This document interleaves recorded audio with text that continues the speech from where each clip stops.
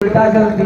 अब क्या किया जाए? Welcome to my blog. एक बार एक समय की बात थी कि एक थे सेठ वेलकम टू माय और ब्लॉग। एक थे आज हम आए हुए सेठानी। बालाजी धाम में भागवत तो सुनने के सेठानी लिए। बहुत तेज थी।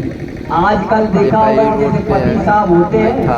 तो किसी किसी के जय घर में बालाजी पत्नी महाराज। बहुत तेज होती है।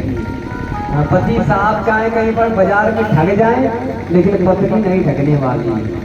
एक एक हिसाब आता है करना। एक बार एक सेठ जी थे और पत्नी थी। तो सेठ जी कुछ भी कहते तो पत्नी उल्टा चलती थी। सेठ जी कहे खाना बनाओ तो सेठानी कहे नहीं बनाऊंगी। सेठ जी कहे खाना नहीं बनाना है तो सेठानी कहे बनाऊंगी। उल्टा चल रही समस्या। एक बार पड़ोस में लोग गंगा नहाने जा रहे थे और जब गंगा नहाने जा रहे थे सभी लोग कहने लगे सेठ जी आप चलो गंगा नहाने। सेठ जी कहने लगे अब जो मेरी पत्नी है वो जाने नहीं। चलो कोई उपाय करते हैं। तो बोले क्या उपाय करते हैं? सेठ जी घर में गए कहने लगे हम गंगा नहाने नहीं जाएंगे, हम गंगा नहाने नहीं जाएंगे। पत्नी कहने लगी क्या हो गया? बोले कुछ नहीं, पड़ोस में गंगा नहाने चल रहे, हमसे जबरदस्ती कह रहे गंगा नहाने चलो। तो सेठानी कहने लगे अब तो चलना, इधर ठाड़ो बड़ी समस्या भैया, अब तो भैया चलना पड़ेगा। कोई बात नहीं। यानी उसी समय सारी तैयारी बनाएंगे। बनाने के बाद में सेठ जी सेठानी को लेकर के गए गंगा नहाने। जैसे गए और उसी समय जैसे गंगा नहाने लगे तो भयंकर आई तो अपने बाढ़। हाँ चलो भैया चलो फिर आना ठीक है। आज उसी समय क्या होता है बाढ़ आई और जैसे बाढ़ आई तो बेचारी सेठानी उसी बाढ़ में बह गई।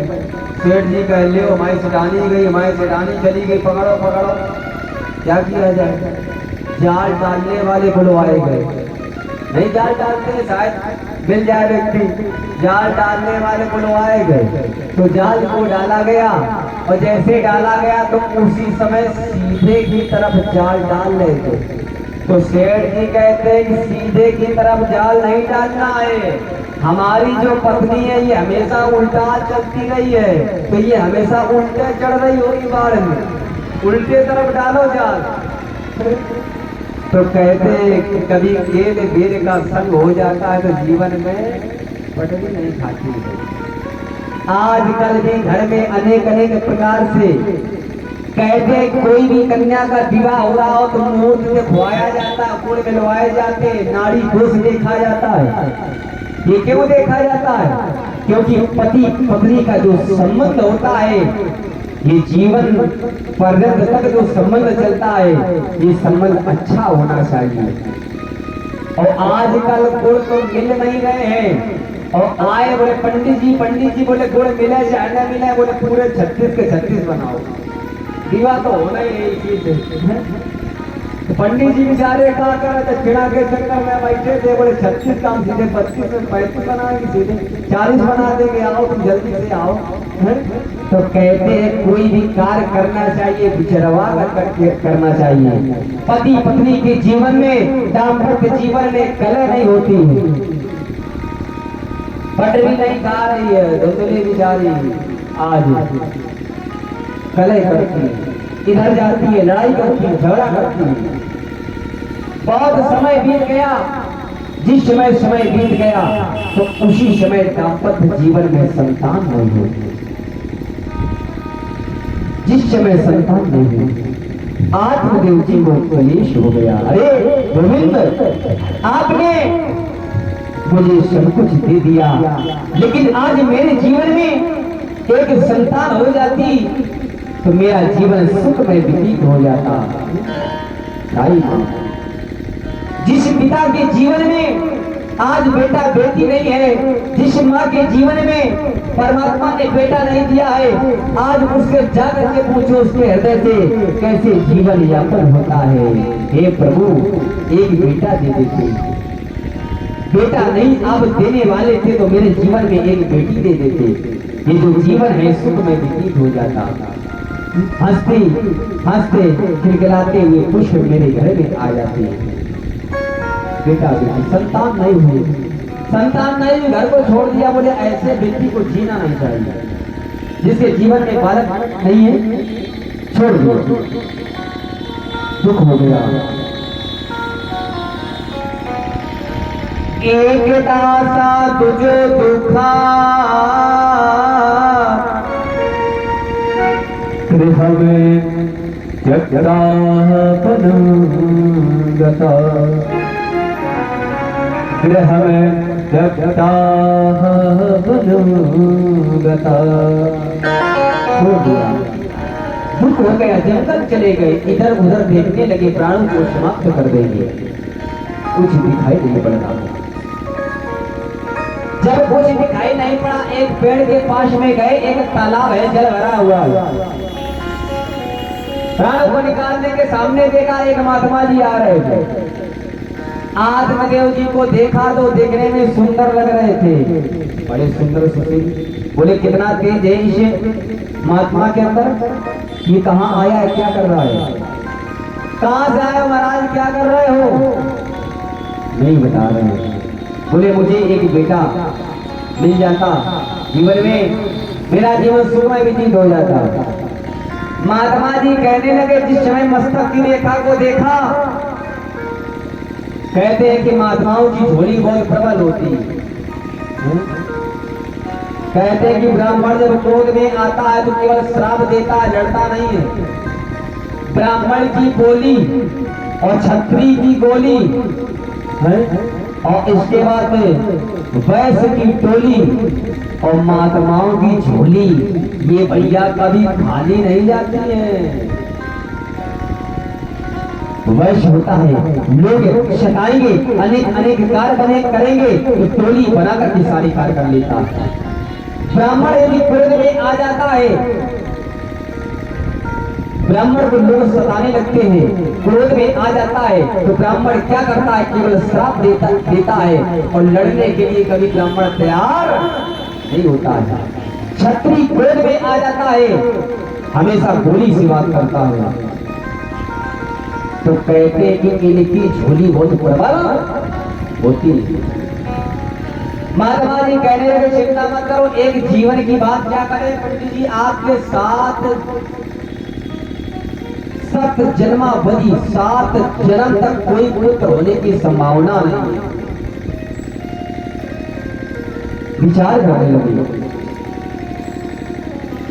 कि मुंचा ज्ञानम प्रजारूपम बलिष्ठा कर्मणो गति, बलिष्ठा कर्मणो गति, विवेकम तो समासत्य तज संसार वासनम।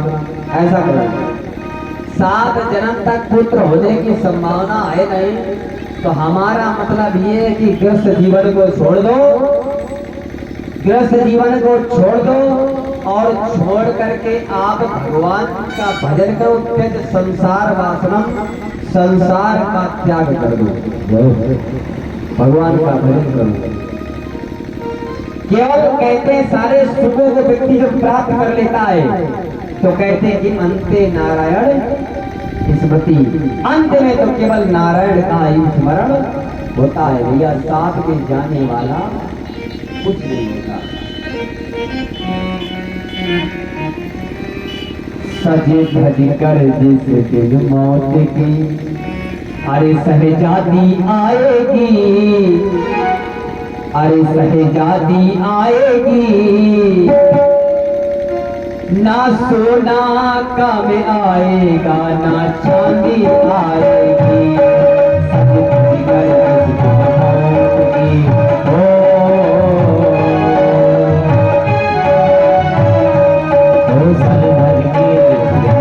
मौत की सहजादी आएगी, ना सोना कम आएगा, ना चांदी आएगी।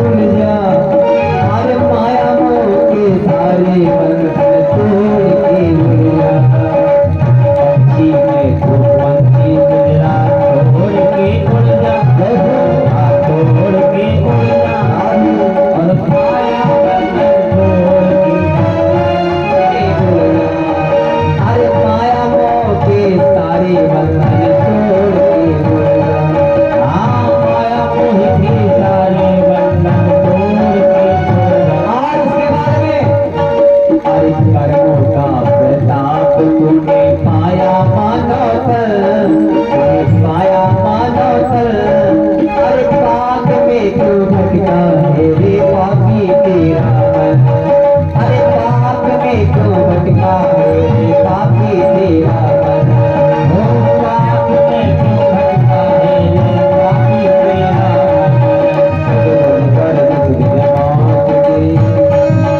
सजाती आएगी, सजाती आएगी, ना सोना कम आएगा ना चांदी आएगी, ना सोना कम आएगा ना चांदी आएगी, सज के सजाती आएगी, सजाती आएगी, ना सोना कम आएगा ना चांदी आएगी, ना सोना कम आएगा ना चांदी आएगी, ओ ना सोना कम आएगा ना चांदी आएगी।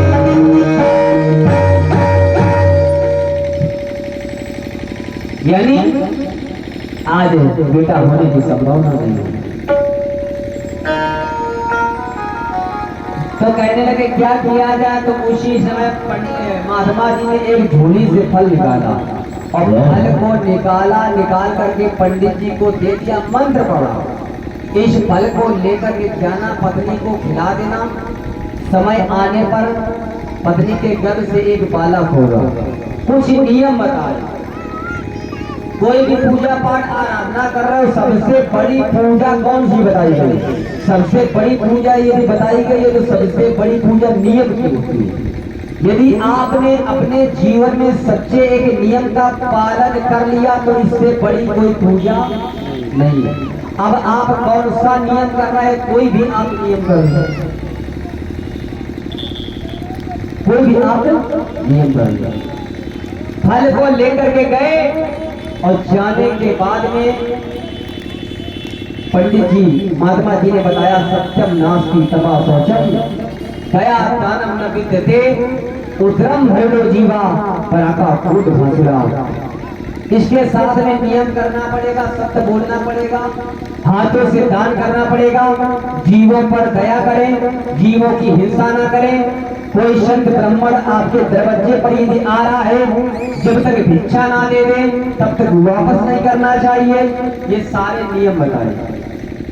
आज गए जाने के बाद में फल को दे दिया पत्नी को, देवी इस फल को खा लो बेटा हो जाएगा।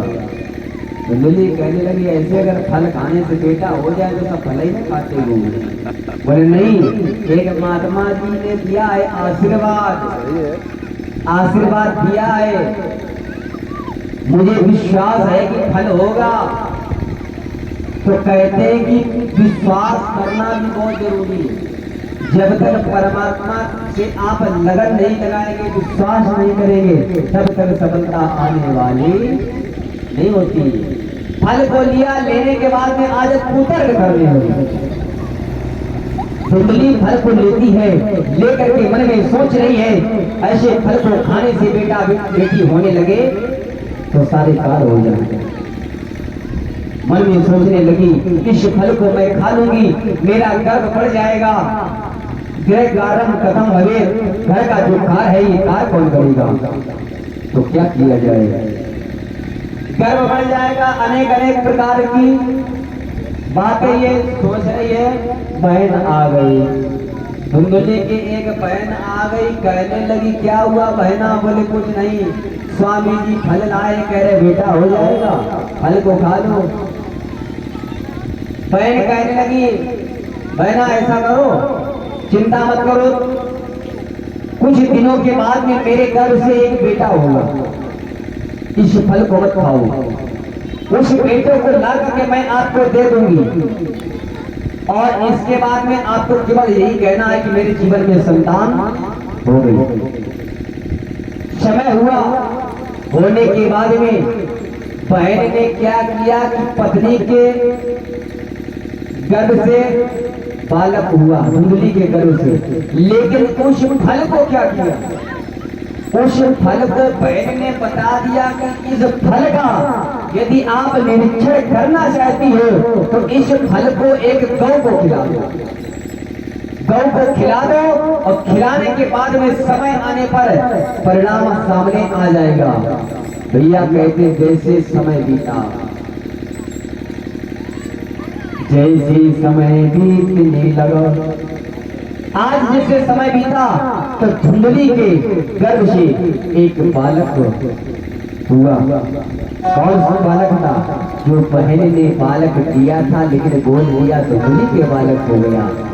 जिस फल को गौ को खिलाया था, समय बीता तो उस गौ के एक बालक हुआ जिसका संपूर्ण शरीर मानव का है, संपूर्ण शरीर मानव का है, लेकिन जो कान है वो किसके समान है? गौ के समान है। गौ के समान कर्ण है, जिसकी वजह से उस बालक का एक नाम पड़ा गोकर्ण जी महाराज। बोले गोकर्ण जी महाराज की जय हो। अरे तय बात घाटी ब्रजे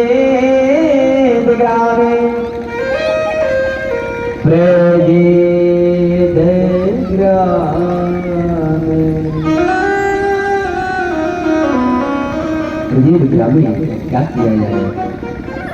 आज मन में विचार कर रही है, बेटा हो गया। आज मेरे पंडित जी आ गए, प्रसन्न हो गए, सभी को जानकारी हो गई, जानकारी हो गई, धुंधली के बालक हो गया, प्रसन्न हो गए। क्या किया जाए? अरे परमानंद पूर्णिमल राजा, परमानंद पूर्णिमल राजा, परमानंद पूर्णिमल राजा, कहाँ बुलाव भजावो राजा, कहाँ बुलाव भजावो राजा, परमानंद पूर्णिमल राजा। बाजे बजने लगे, खुशहाली मनाई जा रही है, बाजे बज रहे, खुशहाली मनाई जा रही है। धुंधली के एक बेटा हो गया, धुंधली के एक बेटा हो गया। क्या किया जाए भैया? नाम क्या रखा जाए? आत्मदेव पंडित जी आ गए, पत्नी धुंधली आपस में बात क्या चर्चा हो रही। पत्नी कहती है कि मिलता जुलता नाम हम रखेंगे, हमारा मेरा बेटा है। तो कहते हैं भैया कभी कभी पति पत्नी की जब लड़ाई हो जाती है तो भले पति साहब की गलती हो, लेकिन भैया हारना पड़ता है, क्या करें तो कहने लगे आज कोई बात नहीं, आप ही कर लो जो करना हो। तो धुंधली ने अपने बेटे का अपने मिलता जुलता नाम रख रही है। क्या नाम रखा? पत्नी का नाम है आददेव की पत्नी का नाम धुंधली और बेटे का नाम धुंधकारी रखा गया, धुंधकारी रखा गया। इधर क्या होता? दो बालक हैं, गोकर्ण एक बालक है, जो कर्ण है वो गौ के समान है। गोकर्ण आप क्या करते हैं? अनेक अनेक स्थानों में जाते हैं, तीर्थ यात्रा करते हैं, भ्रमण करते हैं, प्रसन्नता के साथ में। दो बालक हैं, हर एक पिता के जीवन में, हर एक माँ के जीवन में किसी के 4 संतानें होती हैं, किसी बेटा के जीवन में 2 संतानें होती है, लेकिन बालकों की जो किस्मत होती है वह अलग अलग होती है। एक पिता के जीवन में 2 संतानें हैं, एक बेटा सर्विस करना है दूर स्थान पर, एक बेटा घर में रह करके बेरोजगार बन करके भ्रमण कर रहा है। तो ये क्या है? किस्मत है। हम जब कर्म करेंगे तो कर्म के आगे भाग चलता है, और कर्म नहीं करेंगे तो भाग उदय होने वाला नहीं है। आप रूम में बैठे, आप चल करके भोजन की थाली नहीं उठाएंगे तो ये बताओ क्या भोजन की थाली चल करके आपके पास में आ जाएगा? नहीं आएगी। तो कर्म तो करना पड़ेगा, कर्म के साथ में भाग उदय होता है। बालक को किस्मत अलग अलग है बालकों की, लेकिन एक माँ की 4 संतानें हो जाती हैं।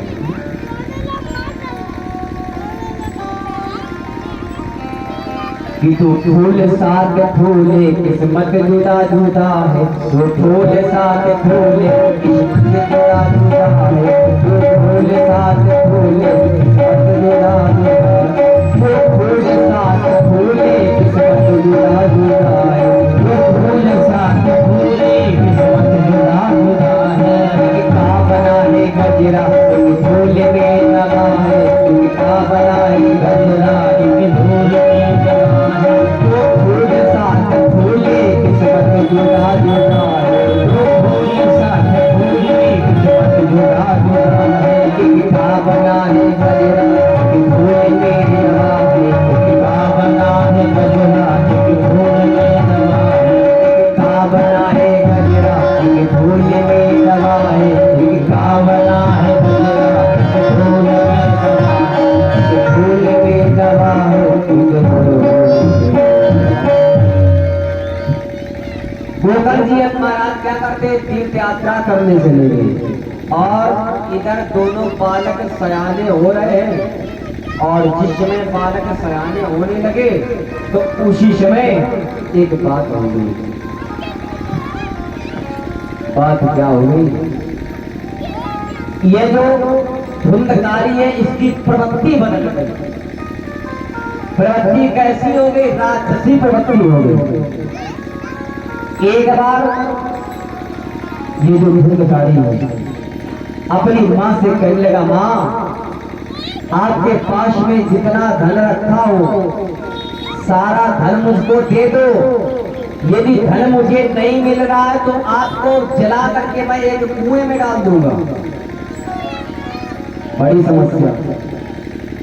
आज माँ को दया आ गई कि मैंने इस बालक को इतना सयाना कर दिया, आज ये बालक मुझको गलत गलत प्रवृत्ति से बोल रहा है तो कष्ट हो जाता है। क्या किया जाए? हे गोविंद मेरी सहायता करो। एक पिता बालक को सयाना कर दे, माँ बालक को सयाना कर दे। अब ये बताओ कि आपका बालक जब सयाना हो जाए और इसके बाद एक गलत तरीके से आपसे बात करे तो पिता को कितना कष्ट होगा, माँ को कितना कष्ट होता है कि अरे ये जो मेरा बालक है कैसे बात कर रहा है। जितना धन रखा हो धन को दे दो, नहीं मैं जला करके राख कर दूंगा। डर की वजह से माता ने क्या किया कि एक कुएं में जाकर के अपने प्राणों को समाप्त कर दिया, और जैसे प्राणों को समाप्त कर दिया क्या किया जाए महाराज? धुंधकारी ये अकेला रह गया, और जिस समय ये अकेला रह गया राक्षस प्रवृत्ति का हो गया। अनेक अनेक राजाओं के यहाँ जाकर के सोने चांदी के आभूषणों को ला करके पैसाओं को देने लगा, और कहते हैं कि कुछ चीजें ऐसी होती है जो कभी किसी की होने वाली नहीं। वैश्याएं जो होती है कभी किसी की नहीं होती है, नृत्य करके मोहित करके पैसे लेकर के निकल जाती हैं और आप लोग बहुत खुश हो जाते हैं। कहते हैं कि जीवन में कुछ चीजें ऐसी हैं जो कभी किसी की नहीं होती। बोले कौन कौन से? कि बंदर पानी बोनिया और पटने बोट बेसी, और ये न होए न आपके वैश्या वैद्य वकील। बंदरवानी बोनिया बटन बोट बेसी, ये न होए न आपके वैश्या वैद्य वकील, कभी आपका होने वाला नहीं। कितना भी आप क्यों ना प्रेम कर ले, कभी नहीं होने वाला होता है।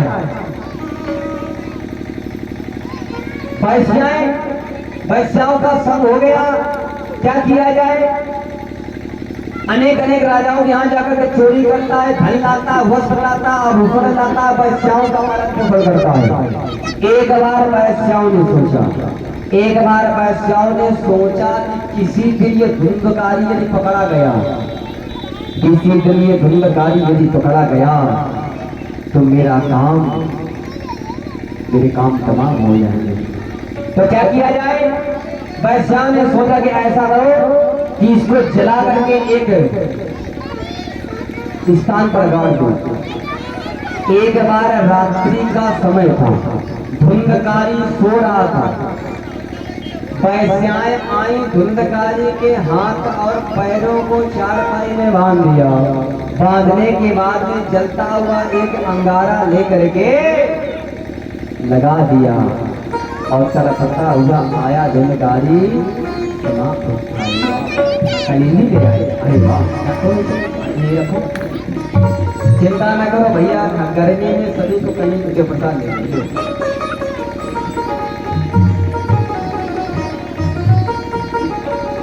बहुत सुंदर भाई, आज देखो बिहारी जी के दरबार में कलीली आई है।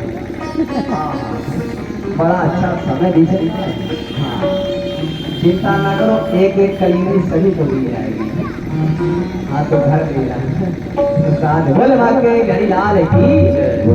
आज इसके बाद में क्या हुआ? गोकर्ण की यात्रा कर रहे थे। धुंधकारी को जिस समय एक जलता हुआ अंगारा लेकर के मुख में लगा दिया, धुंधकारी समाप्त हो गया। गड्ढे को खोदा, उसी में गाड़ दिया। गलत समझी की वजह से ये प्रेत बन गया। और इसके बाद में प्रेत बन गया। और जो ये गोकर्ण जी ये तीर्थ यात्रा करने गए, तीर्थ यात्रा कर गए, लेकिन आत्मदेव को बहुत समझाते हैं, लेकिन पिताजी भजन करो तो समझ नहीं आता। देखो कहते कभी कभी ऐसा होता है, कोई किसी व्यक्ति को कितना भी समझाओ कि भजन करो, तपस्या करो, पूजा करो, लेकिन उसके माया नहीं छूटती। माया छूटती है? नहीं छूटती, माया लगी रहती है। कथा भागवत सुनेंगे और जैसे यहाँ से जाएंगे घर में मिट्टी बनाने के पैसा दे आएंगे, माया है। यानी माया नहीं छूटती, कितनी भी पूजा करते। एक बार एक सेठ जी थे और सेठ जी के घर में एक दुकान थी, परचून की दुकान, बड़ी अच्छी दुकान, और एक बेटा था। तो सेठ जी की उम्र कम से कम कुछ नहीं तो भैया 75 वर्ष के हो गए। और सेठ जी के अंदर इतनी माया कि लड़का कहे पिताजी दुकान को छोड़ो, भजन करो, इस ग्रस्त जीवन में क्या रखा है? माने ना, माया लगी। गांव के बाहर एक स्थान था, सेठ जी के बेटा ने पिताजी को गांव के बाहर बैठा दिया कि शायद घर द्वार छोड़ दे तो शायद माया छोड़ जाए। झोली माला लेकर के भजन करने लगे और रास्ते से कोई निकले तो क्या कहे पिताजी, भजन में मन न लगे, कहे कहाँ जा रहे हो? बोले सेठ जी आपकी दुकान जा रहे हो? तो सेठ जी कहने हमने तो छोड़ दिए, मेरा बेटा है तो जाना तो हमारी दुकान पे जाना, कहीं इधर उधर न जाना। माया लगी है, कोई बात नहीं। कष्ट उमर गया जैसे सेठ जी का बेटा मिला, बोले आपके पिताजी से मुलाकात हुई थी, आपके पिताजी कह रहे कि हमारी ही दुकान में जाना और कहीं नहीं जाना। तो बेटा ने सोचा कि पिताजी के अंदर से अभी माया छूट नहीं रही है, तो कैसे माया छूटेगी, क्या किया जाए? बोले ऐसा करें कि ढोल में बैठा के जहाँ पर चिता जलाई जाती है, हाँ शायद माया छूट जाए। हाँ लकड़ी जलाई जाएंगे, एक जल रही एक आ रही, एक जल रही एक आ रही, तो शायद देखें, और जब देखें तो कहते हैं कि वैराग जगता जब चिता जलती है। तो पिताजी को लेकर के गए, बैठा दिया शमशान घाट पे। पिताजी शमशान घाट पर बैठे और देख रहे हैं और भजन भी कर रहे हैं, भजन में मन नहीं लग रहा। चिता को देखते बहुत वर्ष बैठे हैं और जब बहुत समय बीत गया तो पिताजी एक बार घर में आ गए। तो बेटा ने सोचा कि पिताजी समय शमशान घाट बैठे, शायद वैराग जगा हो, घर द्वार इतने दिन हो गए छूटे, शायद मन लगा हो भजन में। तो सेठ जी कहने लगे, बेटा कहने लगा पिताजी आपने क्या सीखा है? इतने दिन से आप शमशान घाट पे बैठे बैठे हो गए, क्या सीखते रहे वहां, कुछ बताओ।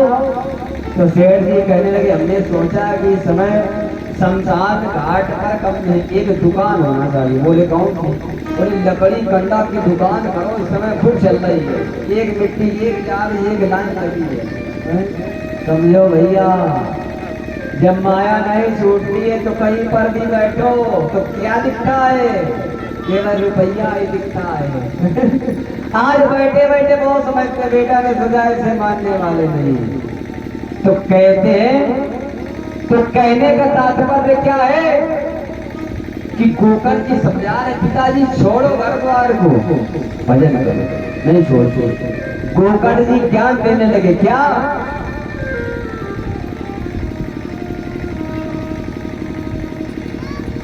इस धन धरा के बीच में, इस धने धरा के बीच में चारा पड़ा रह जाएगा और पशु भी बने रह जाएंगे जब अंत का दिन आएगा।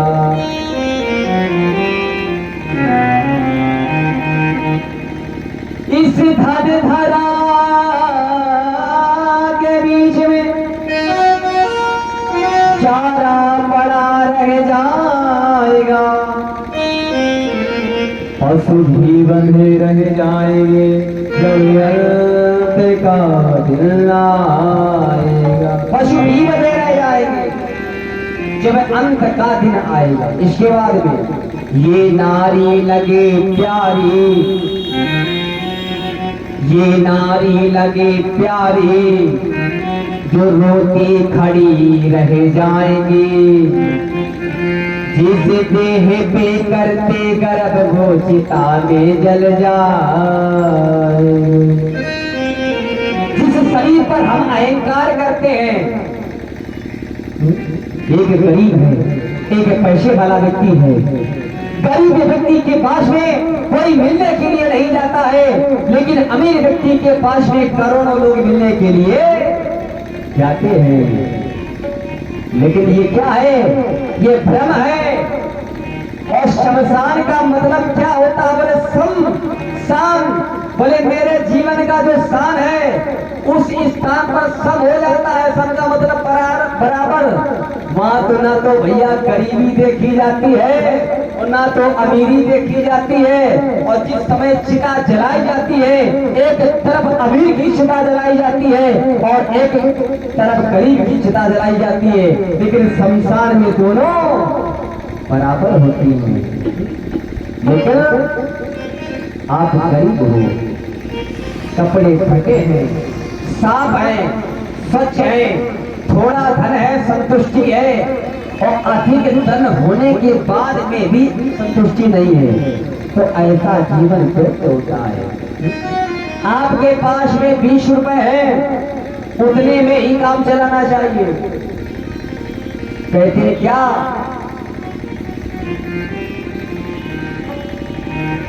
मन लगा मुरला में फकीरी, मन लगा मुरला में फकीरी, मन लगा मुरला, मन लगा मुरला, मन लगा मुरला, मन लगा मुरला, मन लगा मुरला मन लगा मुरला फकीरी, लगा मुरला लगा मुरला में फकीरी, लगा मुरला में फकीरी, मन लगा फकीरी, मन लगा मुरला में फकीरी।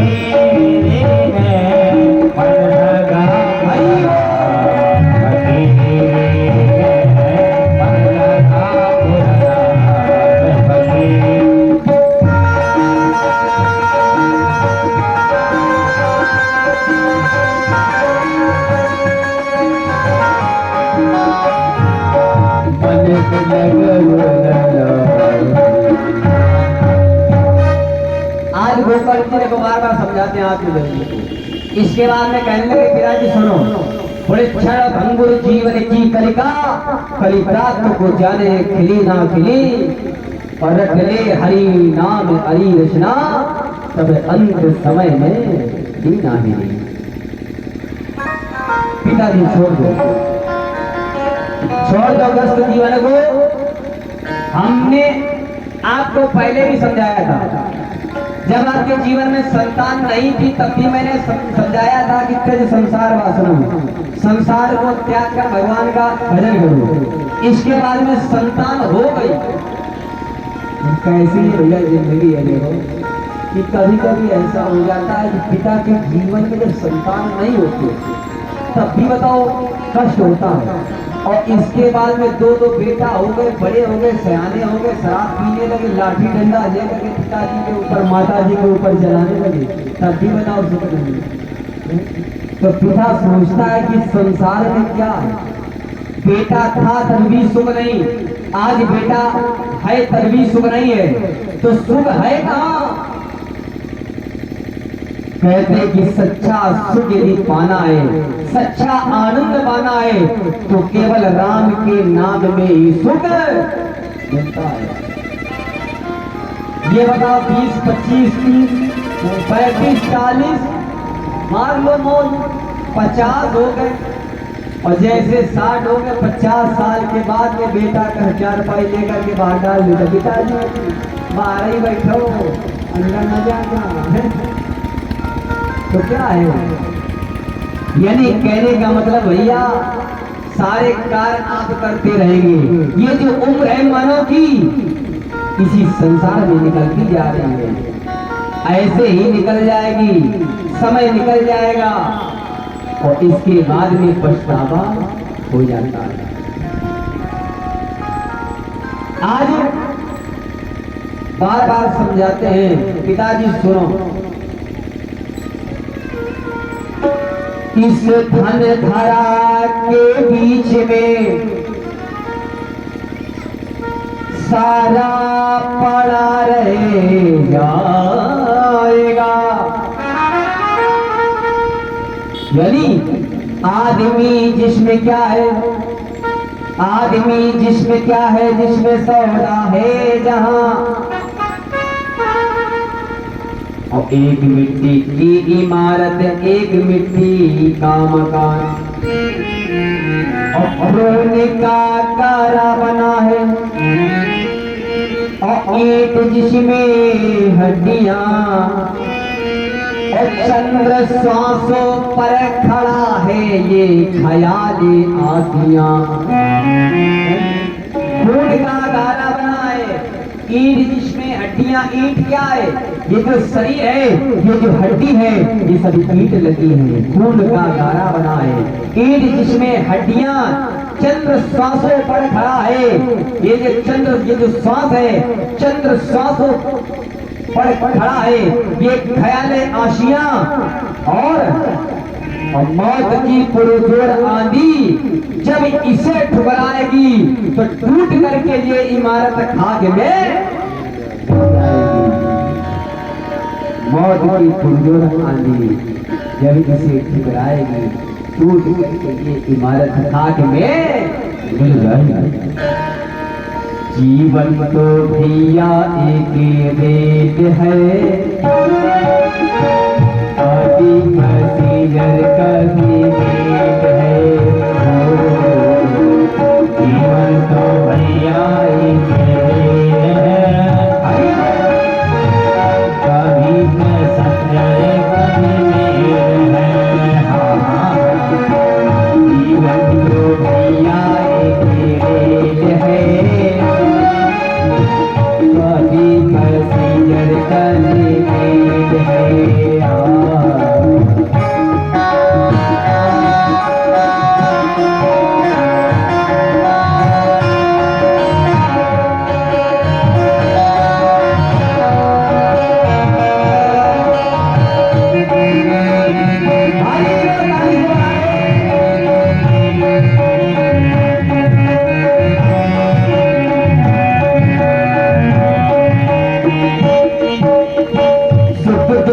पटरी पे दौड़ लगाती है, मंदिर तक इसको ले जाती है, हो सतगुरु की पटरी दौड़ लगाती है,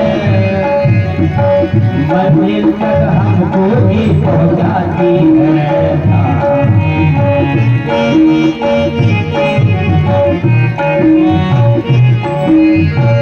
मंदिर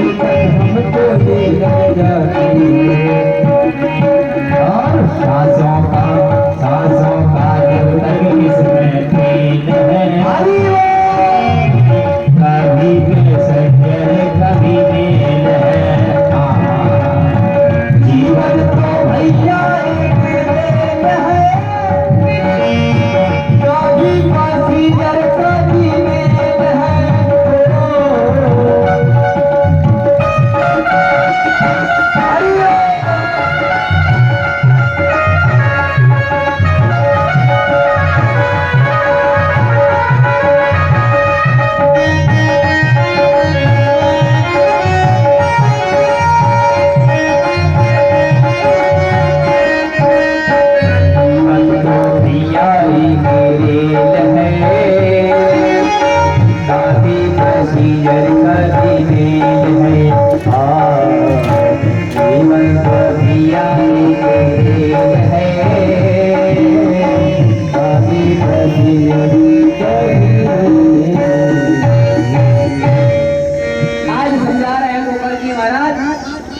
बेटा अरुंधति का मोह सोचो, उनकी यो ही दुर्गति होगी जिनको वर्षा प्यारी होगी, जो सगे बाप की सगी नहीं वह और किसी की क्या होगी।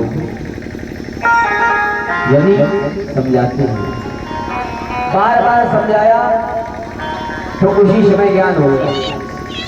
जंगल गए तपस्या करने, एक बार क्या होता कि गोकर्ण जी महाराज तीर्थ यात्रा करते हुए आ रहे थे।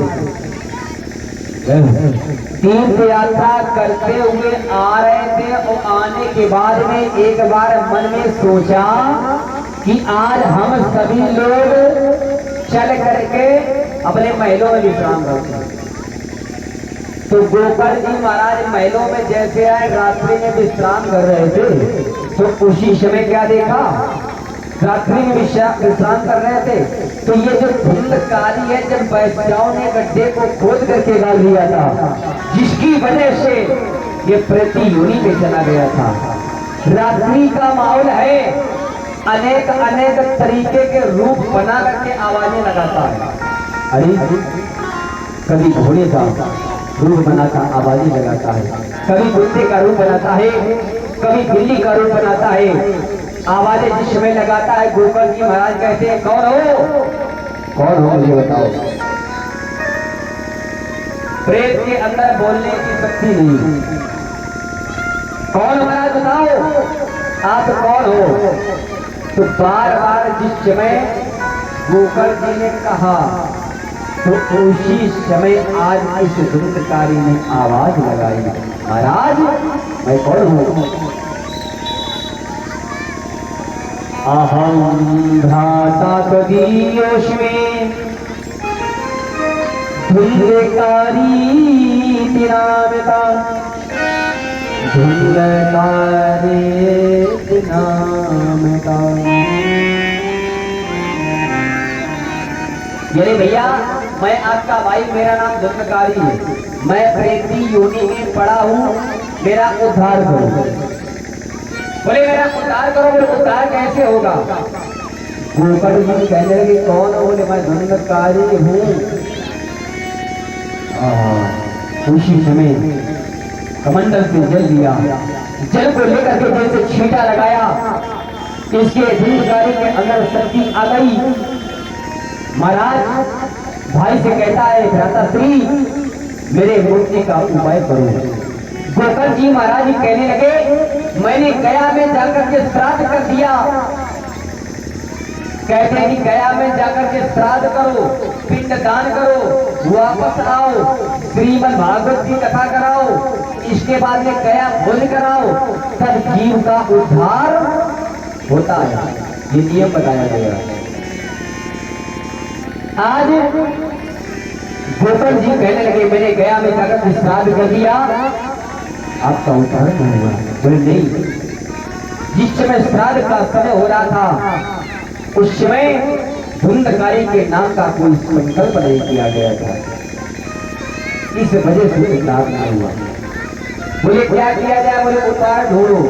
बोले तो उसी समय एक बार गोकर्ण जी महाराज सूर्य भगवान को जल दे रहे थे। प्रातःकालीन का समय था, सूर्य भगवान को जल दे रहे थे। माताएं आप लोग अपने अपने बालकों को हमेशा सिखाओ, छोटे छोटे जो बालक होते हैं, प्रातः काल जैसे बालक उठ जाए तुरंत बेटा से कहो बेटा अपने दिनचर्या को अपनाओ, स्नान करो। स्नान करने के बाद में एक लोटा जल सूर्य भगवान को अवश्य दे। और सूर्य भगवान को जल देने से होता क्या है, सूर्य भगवान के अंदर से उस प्रकाश से जो कण होते हैं उस बालक के मस्तक पर कण प्रवेश करते हैं, तो जिसकी वजह से वह बालक बहुत बुद्धिमान और बहुत चतुर होशियार चालाक बालक होता है। कभी मंद भाग में बालक नहीं होगा, हर होता है। यानी जल दे रहे थे, सूर्य भगवान का आदेश हुआ, सूर्य भगवान का जैसे आदेश हुआ कि जाओ जिस भाई का आप मुक्ति का उपाय ढूंढ रहे हो उसके लिए आप कोई सत्कर्म करो, आप कोई सत्कर्म करो। तो बोले कौन सा सत्कर्म करें? तो यहीं पर बोले श्रीमद् भागवत की कथा करो, रोज भागवत की कथा कराओ, सत्कर्म करो कि रोज थोड़ा थोड़ा हरि का भजन कर ले। यानी मुक्ति का जी सीमाएं उपाय आज गोकर जी महाराज ढूंढने लगे, तो क्या कहते हैं कि मुक्ति का कोई तो भजन कर ले, अरे मुक्ति का कोई तो भजन कर ले, यत्न कर ले, रोज थोड़ा थोड़ा बाबा का भजन करे, थोड़ा थोड़ा बाबा का भजन करे। मुक्ति का कोई तो भजन कर ले, मुक्ति का कोई तो भजन कर ले, थोड़ा थोड़ा हरि का भजन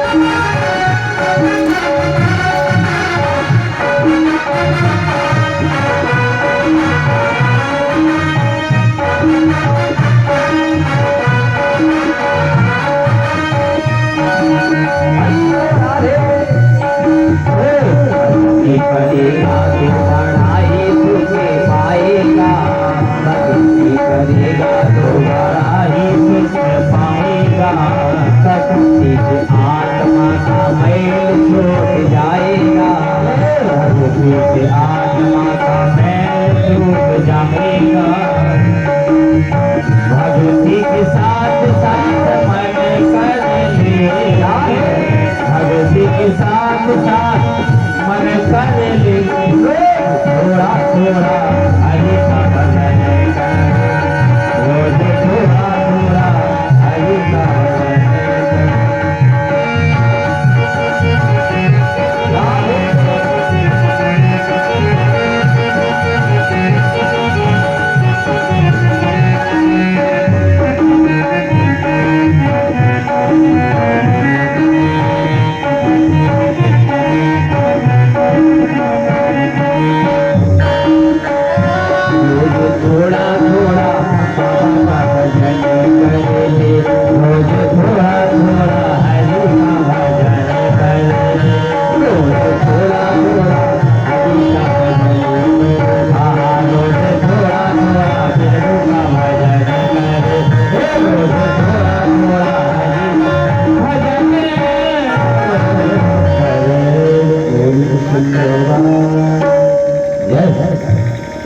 जिस समय मुक्ति का उपाय ढूंढा गया तो गोकर जी महाराज आज गंगा जी के द्वारे जाके पड़ गए।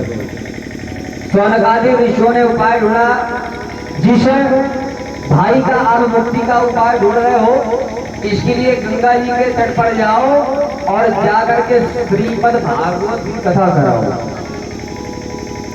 कहते हैं किसी व्यक्ति का अचानक अकस्मात कोई घटना घट गई है, व्यक्ति की मृत्यु हो गई, एक प्रेत आत्मा प्रेत बनकर के भ्रमण कर रहा है, तो उस व्यक्ति के नाम का संकल्प लेकर के श्रीमद् भागवत की कथा कराएं तो उससे उस जीव की मुक्ति हो जाती है। सारी तैयारियां बनाएंगे, बनाने के बाद में गोकर्ण जी महाराज आज गंगा जी के किनारे गए और जैसे गए तो उसी समय गोकर्ण जी महाराज के द्वारा श्रीमद् भागवत की कथा प्रारंभ कराई गई। और देखो ये धुंधकारी ने स्थान कहाँ बनाया, उसी स्थान पर देखो पहले जो सुखदेव जी महाराज हैं जिन्होंने राजा परीक्षित को श्रीमद् भागवत की कथा सुनाई, तो उस समय कौन से स्थान, बोले वट वृक्ष के नीचे एक बालू का सिंहासन बना करके भागवत की कथा सुनाई, ऐसी व्यवस्था था। अब तो भैया समय के साथ सारे कार्य जो है परिवर्तित होते चले जा रहे हैं, बहुत परिवर्तन होता चला जा रहा है। श्रीमद् भागवत कथा जिस समय प्रारंभ हुई तो उसी समय धुंधकारी ने क्या किया, उसी प्रांगण के अंदर एक 7 गार्ड का एक बांस उगरा था, उसी बांस पर धुंधकारी ने बैठ करके अपना स्थान बैठ गया, स्थान छोड़ दिया। प्रारंभ हुई, जैसे प्रारंभ हुई तो उसी समय जैसे प्रथम दिन हुआ तो उस बांस की पहली ग्रंथि बढ़ गई, जैसे दूसरा दिन हुआ दूसरी ग्रंथि बढ़ गई, जैसे भागवत की कथा का तीसरा दिन हुआ तीसरी ग्रंथि बढ़ गई। एवं सप्तदिनस्यैव शक्ति ग्रंथि विभेदनम्, और जैसे 7 दिन हुए पूरे तो उसी समय जोरदारी के साथ में एक प्रयार हुआ और एक देव रूप में एक बालक प्रकट हो गया। बोलिए कृष्णचंद्र भगवान की जय। जिसमें बालक प्रकट हो गया, सुंदर सुशोभित लग रहा है, मुकुट लगा हुआ है, सुंदर पीतांबर पहने हुए, वैजयंती पुष्पों की माला गले में पड़ी है, प्रकट हो गया। क्यों? क्योंकि भागवत की कथा ये ऐसी कथा, मुक्ति हो गई। विमान आया, विमान में बैठ करके विवाह संति श्रोतारो मम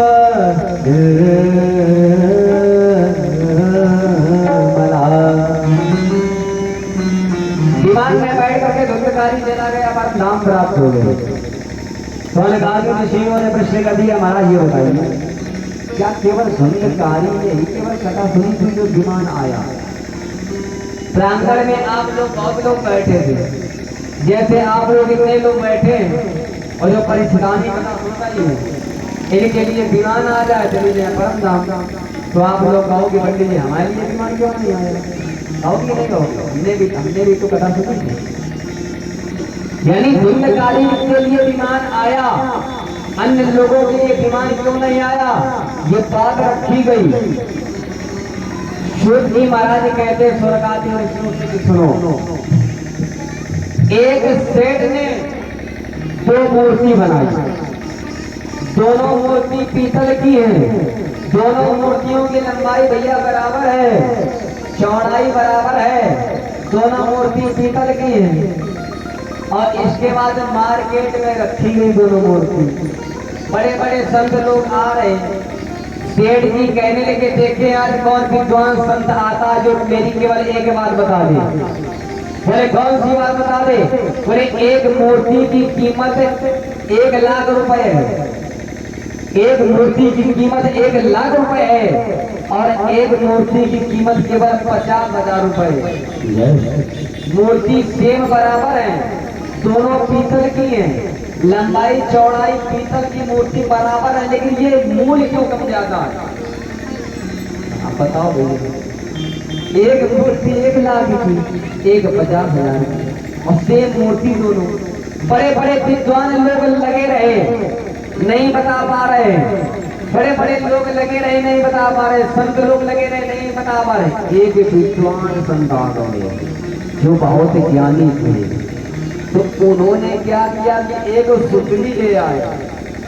सुतली भाई बोली बांधने वाली ले आए, और लाने के बाद में क्या होता, सुतली लाए, एक मूर्ति के कान में डालते, और जैसे कान में डालते हैं सुतली, तो वो इधर से डालते हैं तो वो इधर निकल जाती है। बड़ी समस्या। हाँ, तो इधर डाला वो इधर निकल गई। तो महात्मा जी कहते हैं कि इस मूर्ति की कीमत 50,000, और इसके बाद में जो दूसरी मूर्ति रखी है उसमें जब इधर से सुतली डालते हैं तो इधर से नहीं निकलती, वो हृदय में चली जाती है। तो कहते हैं कि इसकी कीमत 1 लाख रुपए है। तो मैया लोग समझ गई? भाई हमें नहीं समझे। तो कहने का मतलब समझो, कहते हैं कि इधर से सुन करके इधर यदि आप निकाल लोगे, चिंतन नहीं करोगे, मनन नहीं करोगे, उसकी कीमत 50,000 है। लेकिन इधर से सुन करके इस हृदय पटल में उतार लोगे, जीवन में जीने की कलाएं आ जाएंगी, मार्ग पर आप चले जाएंगे। भागवत की कथा को सुनो, और सुनने के बाद में चिंतन करो, मनन करो। ये पता लगे कि हम इधर से दे रहे हैं, पीछे बनो एक पड़ोना, रस्सी बन बन के पीछे सोच रहे हो, पीछे खा रहे हो, पीछे देखा तो कुछ दिखाई नहीं पड़ा। सुन करके आप अपने जीवन में परिवर्तन लाओ। राम को तो सभी लोग मानते हैं, लेकिन राम की सुनते नहीं है। आज क्या होता, श्रावणे मास की गोकर्ण, आगे चल के समय आया श्रावण मास का। जिस समय आया तो उसी समय पुनः श्रावण मास के महीने में श्रीमद् भागवत की कथा कराई गई, जिसमें जितने भक्त, सन्यासी, महात्मा, साधु, संत जितने लोग आए, सभी लोगों ने कथा को सुना, और सुनने के बाद में आज परम धाम को प्राप्त हो गए। बोलिए कृष्णचंद्र भगवान की। यदि कहने का मतलब है जो करते रहोगे भजन धीरे धीरे। एक शब्द है, कौन सा शब्द है? दया। नहीं, याद तो आप लोग वो याद है। अब इसका उल्टा करो, क्या बना? याद का उल्टा कर दो, क्या बन गया? दया। तो जब आप एक दिन नहीं, 2 दिन नहीं, 3 दिन नहीं, 6 दिन नहीं, सालन आप याद ही करते रहोगे। कोई प्रधान, कोई मुख्यमंत्री, कोई आदि सांसद, कोई भी नेता लोग है, आप उनके दरवाजे पर एक दिन नहीं, 2 दिन नहीं, बार बार आप जाते ही रहेंगे, तो एक ना एक दिन जरूर पूछेगा कि भैया ये बताओ कि क्या समस्या है, आप हमारे यहाँ रोज आते हैं, क्या दिक्कत है? भगवान की आप याद करते रहेंगे, एक दिन नहीं, 2 दिन नहीं, हमेशा आप याद ही करते रहेंगे, तो एक ना एक दिन तो ये मेरा कन्हैया कृपा करेगा अवश्य। कर्म करते करते कर्म में निष्काम आ जाए तो हम गोविंद को भी प्राप्त कर सकते हैं।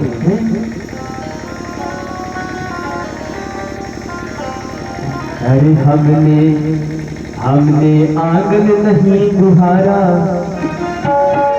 चंचल मन को नहीं समारा।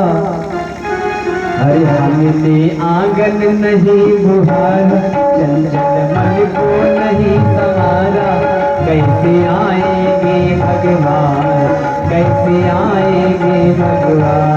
हमने आंगन नहीं गुहारा, मन को नहीं समारा। कैसे आएंगे भगवान, कैसे आएंगे भगवान? कैसे आएंगे भगवान, कैसे आएंगे भगवान? कैसे कैसे आएंगे भगवान। हरि बोल राधे।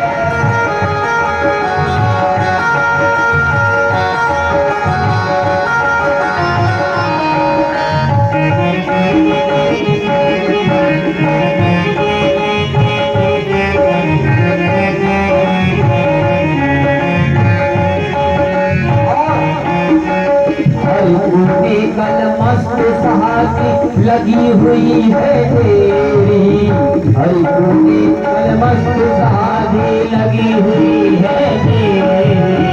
नहीं ज्ञान की किरण कई हर को करी अंधेरी, कहीं ज्ञान की किरण कोई हर को लगे अंधेरी। आंगन चौबारा अंधियारा, आंगन चौबारा अंधियारा, कैसे आएंगे भगवान, कैसे आएंगे भगवान। आंगन नहीं बुहारा, घर को नहीं तुम्हारा, कैसे आएंगे भगवान, कैसे आएंगे भगवान। राधे।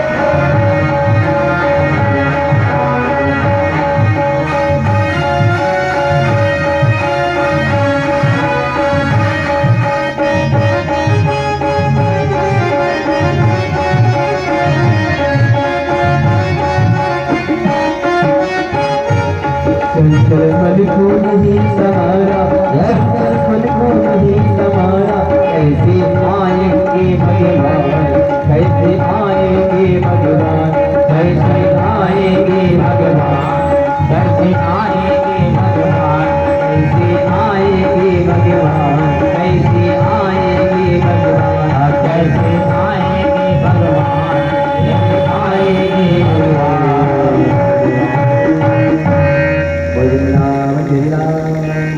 जय हो। ये धुंधकारी का चरित्र हो गया। इसके बाद में कथा किसकी आई? कथा की श्रवण विधि बताई गई है।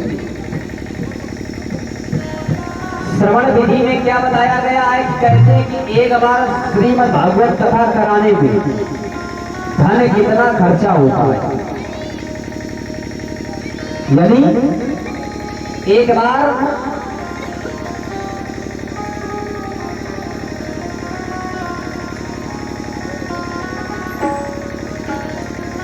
यानी एक बार श्रीमद् भागवत कथा कराने में धन कितना खर्चा होता है। सूत जी महाराज कहते हैं,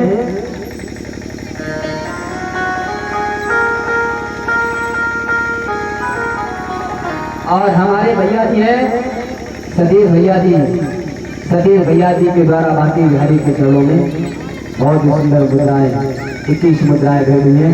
ठाकुर जी की कृपा बनी रहे, बांकी बिहारी की कृपा बनी रहे। मनसा वाचा कर्मणा भक्त भगवान को तीन तरीके से याद करता है।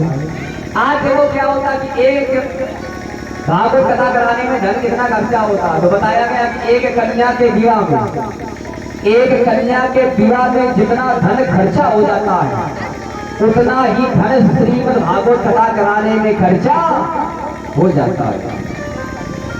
और इसके बाद में कहते हैं कि बहुत नियम संयम बताए गए हैं। नियम संयम के साथ में कार्य करें। जैसे जैसे